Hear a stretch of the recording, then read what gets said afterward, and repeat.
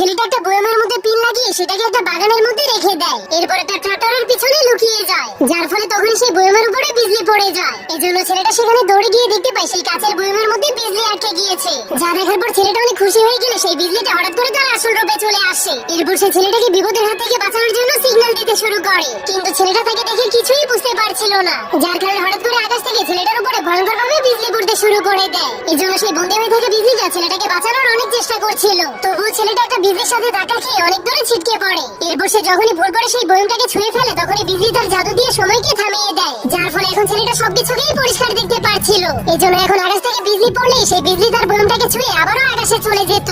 যা দেখার পর ছেলেটা বুঝতে পারে তার বন্দী করে রাখা বিজলিটা তার জীবন বাঁচানোর চেষ্টা করছে। এজন্য সে অনেক খুশি হয়ে বয়মের মুখ খুলে সেই বিজলিটাকে মুক্ত করে দেয়। তখন সেই বিজলিটা তাকে বাই বলে ফুল স্পিডে সেখান থেকে চলে যায়। এজন্য সে চলে যাওয়ার কারণে ছেলেটার মনটা অনেক খারাপ হয়ে যায়। কিন্তু তখনই হঠাৎ করে আকাশে অনেকগুলো বিজলির বম ফুটতে শুরু করে দেয়, যা দেখার পর সে বুঝতে পারে তার বন্ধু বিজলি তাকে খুশি করার জন্য এত সুন্দর বম ফোটাচ্ছে। যা অনেক আপনার সব থেকে প্রিয় বন্ধুর নামটা কমেন্ট করতে ভুলবেন না।